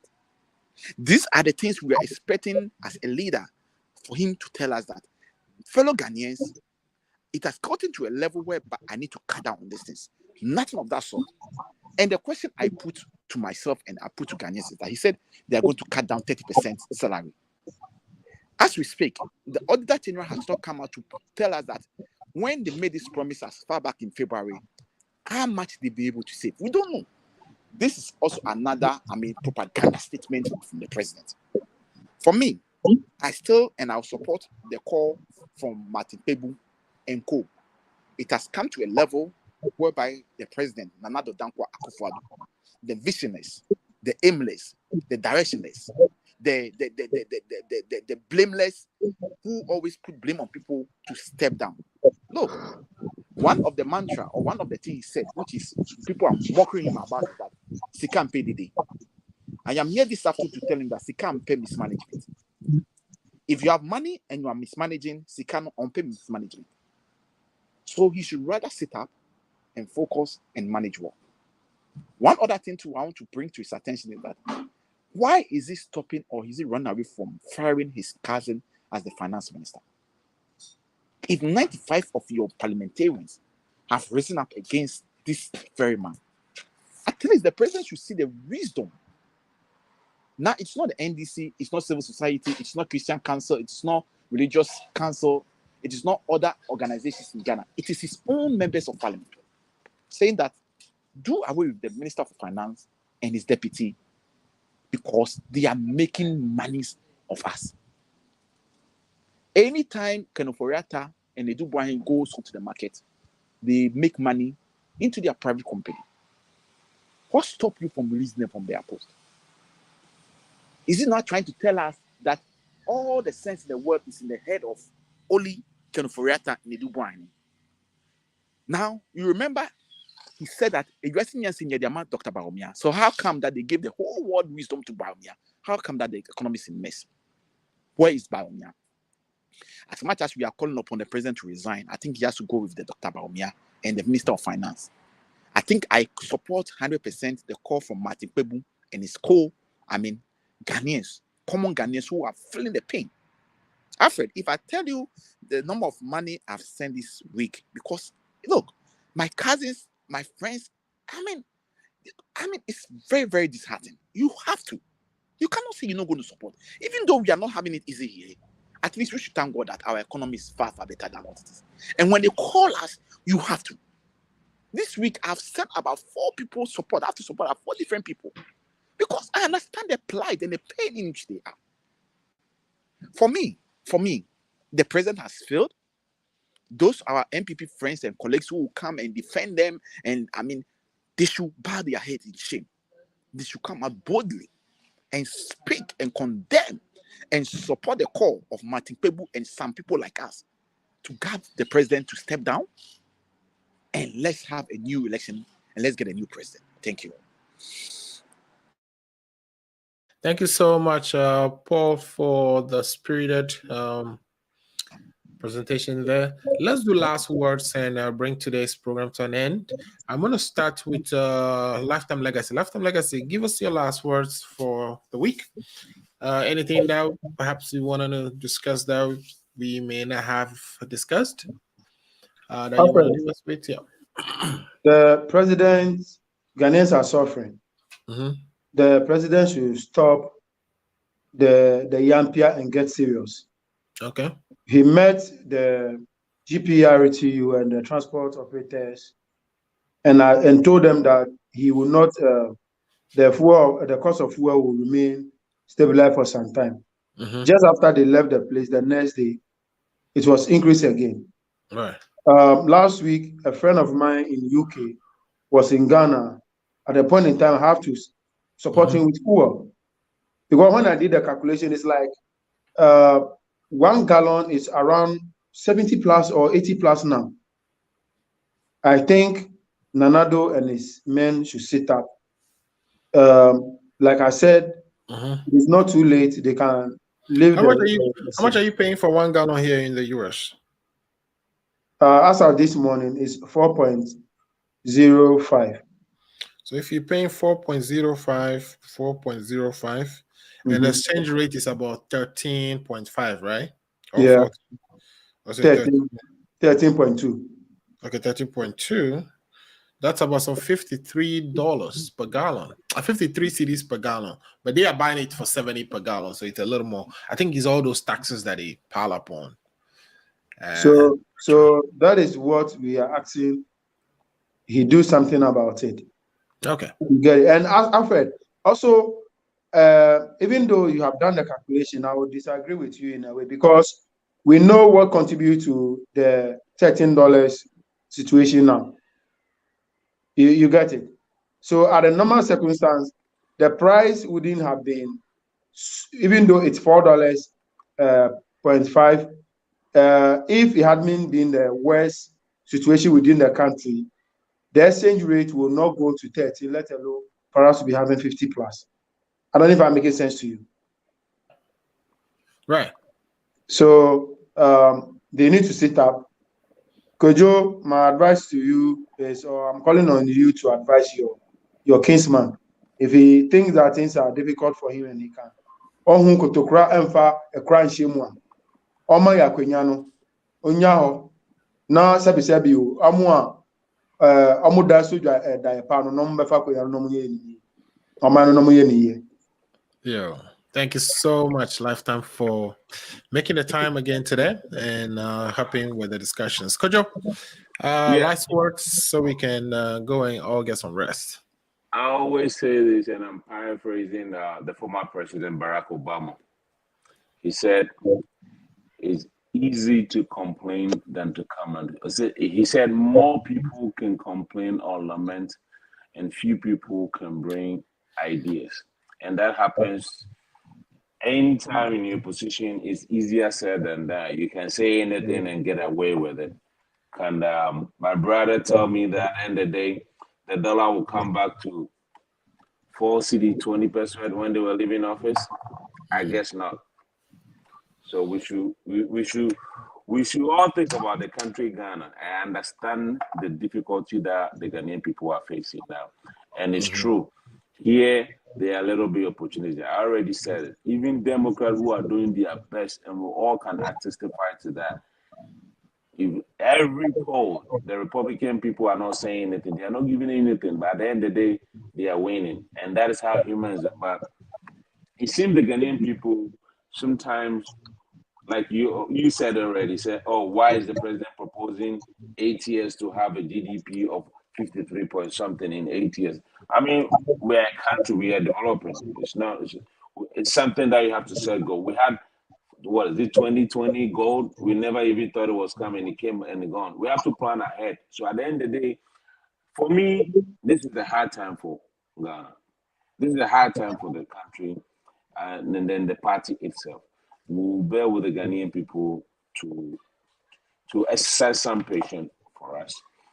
We are working hard to bring things back like we came to made in 2016 when we were growing 3.7. Even at these very difficulties, we are still growing around 5 point something yearly compared to them, right? You're not growing at 5. You're not growing at 5%. Stop the it. NDC is not alternative for the Ghanaian people. They've cooked figures since they took the reign, and it's lead up to this situation. They are cooking the figures again. We are not cooking. You see, that's why at the end of the day, when we talk about government, we're not talking about government being MPP just me. We have members of parliament, 137 members of parliament with the NDC. We are part of the government.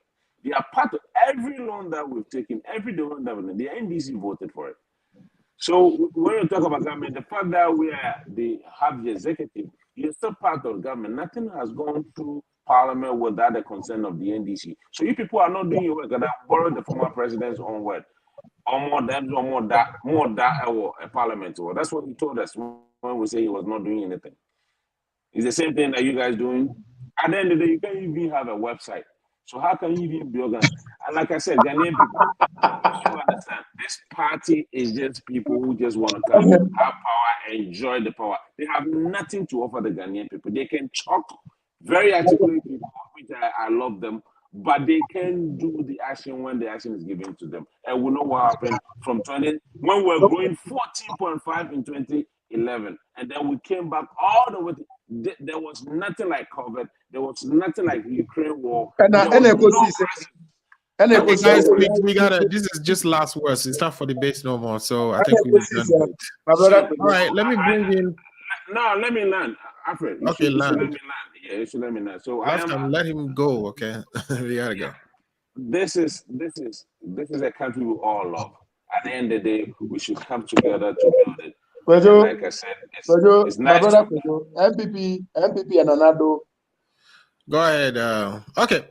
Let me just. So I thank you, Alfred, as always. Today really tired, so forgive me with my voice. I just came home and I have to be here. And hello to my brother Paul. You said you're going for the secretary, right? Yes, I am. Yes. Okay. I'm supporting you. People, the NDC people I know, or Dr. Lawrence, I'll ask them to unless they are you're going for the same thing. I don't think so. They should vote for you. We'll see. Maybe you change your propaganda once you become a official. All right. Did I hear you say propaganda? Did I hear you say propaganda? Paul Disosu, give us your last words, please. Okay. So can you hear me? Yeah, we can hear you. Okay, so let me start by saying that, you see, my brother could be grateful to be here. The rest of them have run away. Our brother, in fact, and then the other guys who will be on the platform, they're making noise. I don't see them. This is the time for them to come and speak. This is the time for them to come. We want to hear from them. But I'll give it to Kojo that he's still coming to defend his party. Even though his party is performing abysmally, he's always here to defend him. That's a good job. But I heard him saying that they cannot even create a website. What does it mean by they cannot even create a website? Is he talking about the NDC? Paul, can you increase your sound a little bit? We can barely hear you. Can you hear me now? Yeah, can you hear me now? Yes, that's the word I'm talking about. Okay, so let me put it on record that with the NDC chapter, yes, it might have been that we don't have a website, but I can tell you that my candidate that just spoke some hours ago has created a website for himself. And myself, I have a website for myself. And I will state it over here. If you want to go to my website, go to www.pdisosu.org. And if you want to go to that of my candidate, is www.kojoaggor.org. This is what we are bringing. This is why we are asking that our comrades in the US should vote for us, because we have done it. It's not that we are coming to do, we've done it before. And when we come, that will be one of the projects I personally will champion to make sure that we get our website running. As much as I've said that, let me come to the political issue. Look, my brother DC was trying to say that the economic growth is going 5.4. That is a lie. That is outright lie. My brother, this is a very big platform. And when we are churning out figures, we should double check it. The economic growth rate is not 5.4. It is a lie. Number two, let's also put in a record that as we speak, hold on. Let's also put on record as we speak. The reason why you're having difficulties with the IMF is that because you've been churning Verdu figures because you've been lying about the economy to the good people of Ghana. Now you've gone to the IMF, you have to present the real figures, and you guys are having challenges. That is why the negotiation is delaying, is dragging, and is going to implement or it's going to take effect next year around January, February. That is why the senior minister, that is why the majority leader stated last week in Parliament that they don't even know if you can be able to read the budget. So I beg you, when we are talking, let's talk based on facts. Number two, I am here to say, and I'm going to say it again. You're talking about fact, but you haven't given me any alternative figure beside what I've told you. The alternative figure, I mean, Kojo, this is last words. I mean, we can reserve the debate for the next show, please. Yeah, I'm just going to end up by saying that. I mean, when you are in a glass house, you throw a stone, okay? The stone will come after you. And this is what is happening to Nana Akufo and his government. They lied, they misinformed Ghanaians, they throw dust in the eyes of the good people of Ghana. And it's hitting them big time. I feel very bad. It's unfortunate, but the time has come for all of us to bring our minds together. Let's fix Mother Ghana. Mother Ghana is introgressing.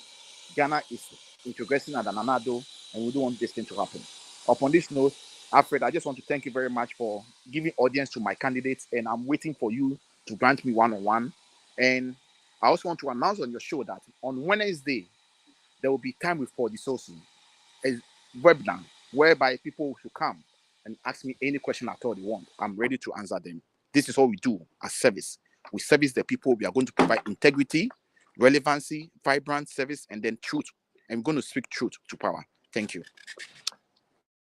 Thank you so much, guys, for stopping by today. Thanks to the audience for sticking with us for the last 2 hours. We really appreciate it. Togbi Hanyo of Aflau has just notified me that Hugbachucho Festival, which is the festival of the people of Anglo, is currently ongoing. So please, join. I think there's a Facebook feed for that you can watch. I think Asantehini, it's also there witnessing this year's festival. All right. On that note, I'm going to call it a day. Thanks for joining.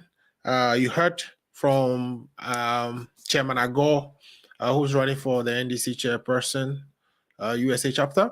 And you've also heard from Paul Disosu, Lifetime Legacy, and Kojo DC today. Again, if it is Saturday, it's Ghana Agenda. My name is Alfred Amuzu. We'll be back next Saturday. Have a wonderful rest of the week. Thank you. Bye-bye. Are you 65 years or older? Good news. Illinois has expanded its Medicaid health insurance program to everyone 65 and older, regardless of your immigration status. Need help to apply? Contact United African Organization, UAO, WhatsApp, SMS, IL65 to 773-420-8976. It's true. For most people, your health insurance program increases as you grow older. That's why the state of Illinois has expanded its Medicaid health insurance program to everyone 65 and older, regardless of your immigration status. Need help to apply? Contact United African Organization, UAO, WhatsApp, SMS, IL65 to 773-420-8976. If you are 65 years and older, there's one thing we can all agree on. Your health and well-being is important. Whether you are a recent green card holder or retiree, asylee or without paper, you're now eligible for the Illinois Medicaid Health Insurance Program. Need help to apply? Contact United African Organization